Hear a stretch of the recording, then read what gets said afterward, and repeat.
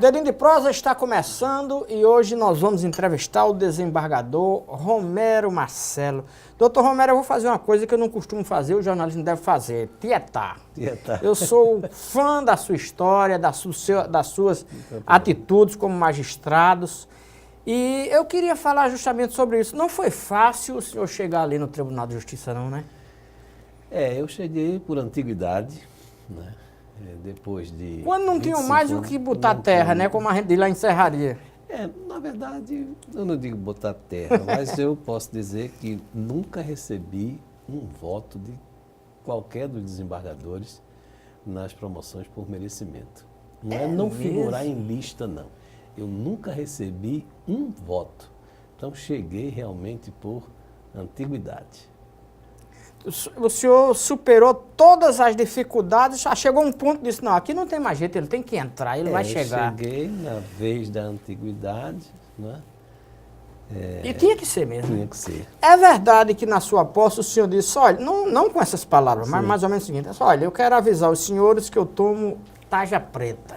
É verdade isso? Não, eu disse que fazia uso, eu entendi o seguinte, era um discurso em que talvez até um desabafo não fosse próprio para a ocasião, mas eu abri o meu coração para que todos entendessem quem era Romero Marcelo e quem era o desembargador Romero Marcelo.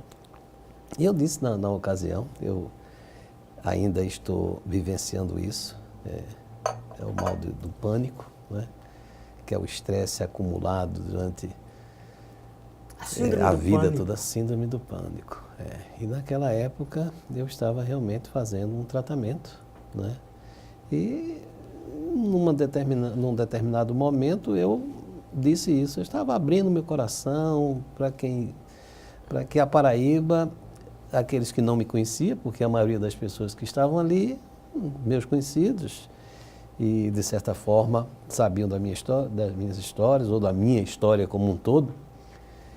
Mas muitas vezes a gente ouve falar história como essa aí, né? Dizer, olha, verdade, ele, no discurso de posse ele disse que tomava. O que me disseram foi que isso. Vale isso. Eu realmente falei isso, mas abri o coração para dizer isso, para dizer que um homem normal, um homem com seus defeitos, um homem com todas as suas sequelas de vida, mas pronto para continuar, né, entregando à Paraíba todo o seu pensamento, toda a sua vontade de acertar. Era isso que eu queria dizer naquele momento. Mas antes da gente entrar em assuntos mais interessantes, eu queria saber, essa síndrome de pânico, ela decorreu dessa sua luta para continuar a sua caminhada, chegar ao seu sonho, ao que o senhor almejava? Tem alguma coisa a ver, não? No contexto geral de vida. De vida, né? Eu sou um homem, tenho uma pessoa assim de pouco lazer, pouco... Por opção, né? Por opção. E isso termina fazendo mal a gente, né? Fazendo muito mal. O magistrado sofrido, ele está mais preparado, mais maduro para julgar do que um que não sofreu tanto, não conhece as agruras da vida, o sofrimento. Isso depende da perspectiva de cada um, na verdade. Às vezes o sofrimento causa nas pessoas comportamento inverso daquilo esperado, né? A pessoa que sofreu acha que as outras pessoas devem sofrer ou não deve descontar dos outros, ou então que as pessoas não devem sofrer. Não é esse o caso do magistrado, né? Não vai, por isso que eu digo que não vai ser o sofrimento que vai fazer o melhor magistrado. O melhor magistrado é um homem preparado intelectualmente, né? É um homem que tenha um equipamento mental de paciência, né? É um homem mais reservado, um homem que pense para decidir, principalmente. Escute, né? Responda com seriedade, mas principalmente decida com isenção e com imparcialidade. Então essa é a expectativa do magistrado. E nem sempre o sofrimento nos traz essa... se for pensar por esse lado, que a pessoa sofrida compreende o sofrimento dos outros, e se essa compreensão existir, realmente esse vetor aí vai tornar um bom magistrado. Mas eu não colocaria isso como sendo uma necessidade para que o magistrado seja um bom magistrado. Nós temos hoje jovens que não sofreram tanto, não passaram, né, pelas dificuldades que nós, magistrados mais antigos, mesmo na Paraíba, passamos. Né? Passamos por muitas dificuldades, ausência de casa para morar na comarca, baixos salários, tá certo? Falta de equipamentos que hoje melhora. Juiz é vida boa, isso é conversa, não, né? essa história é conversa. Não existe não, né? Eu digo sempre para os meus alunos, eu digo, olha, juiz não é profissão. E é, né? Não, E é o juiz não é profissão. Juiz é você, eu não digo vocação, porque simplesmente você tem uma vocação para ser juiz, mas é você assumir um cargo público, né, um agente político, como funcionário público para a vida toda. Isso não é fácil, né? É verdade. Não é fácil. Você não se desincumbe nunca de sua função de juiz.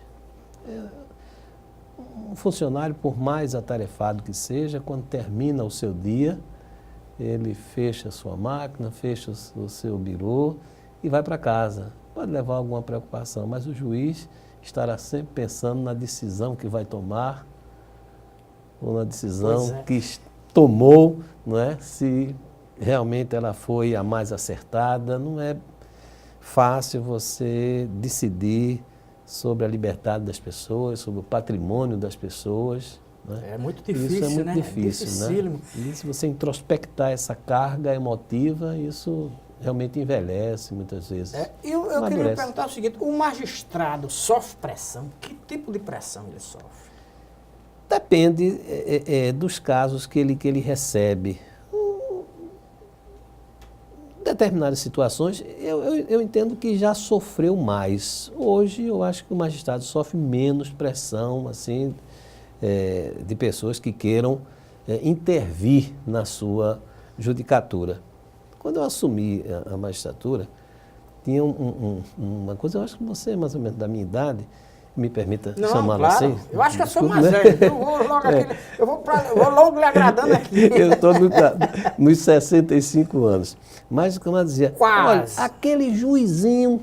Você lembra disso? Tem isso? Me não lembro. dizendo disso? Aquele juizinho. Você não vê mais ninguém dizer isso hoje. Verdade. Aquele juizinho. Não é? Os coronéis costumavam dizer. Na minha cidade, Serraria, um camarada foi condenado, o coronel entrou no fórum e disse: o camarada é meu e não vai ficar preso. E levou. Esse tipo de coisa, tá certo? Hoje não se vê mais isso, né?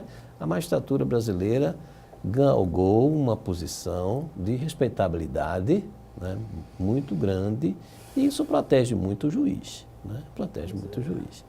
As pressões sempre existem, né? Pressões de toda ordem. Cabe a ele... Advogado faz pressão? Não, advogado. Como é que o senhor trata os advogados? O senhor permite, por exemplo, que o senhor tem um processo para julgar e o advogado diz: olha, doutor, eu quero falar com o senhor, uma audiência. Permito tudo ao advogado. Permito tudo ao advogado. Tanto ao advogado quanto às partes. Eu, quando era juiz, costumava dizer o seguinte: a pessoa muitas vezes vinha, nas vésperas da audiência, vinha falar comigo. Olha, doutor, eu queria vir falar com o senhor, eu vim aqui porque eu queria lhe contar a minha história e tal. Olha, no outro dia, eu iria ouvi-lo, não é, no ambiente formal do processo, que é o momento que o juiz tem para ouvir a parte. Se eu ouço a pessoa isoladamente antes da audiência, eu, no mínimo, posso ser influenciado com aquela informação. Eu dizia sempre a eles: olha, vou lhe ouvir, é uma questão de educação, um direito seu, de ser recebido pelo juiz. Agora, o que o senhor disser aqui, eu não vou tomar conhecimento. O que o senhor disser ou deixar de dizer amanhã, eu vou tomar conhecimento de tudo. Não só vale o de amanhã, né? Que vale o de amanhã. Mas eu passei por uma experiência, doutor Romero, a seguinte experiência que eu vi, um conflito de terra, e eu era parte interessada, e o meu advogado se juntou com a outra parte. E tem uma história de dizer: você não pergunta ao juiz, o seu advogado pergunta. E a pergunta-chave o meu advogado jamais fez. E o que era que eu deveria fazer? O senhor vai responder daqui a pouco, que a gente vai fazer um breve intervalo e volta já.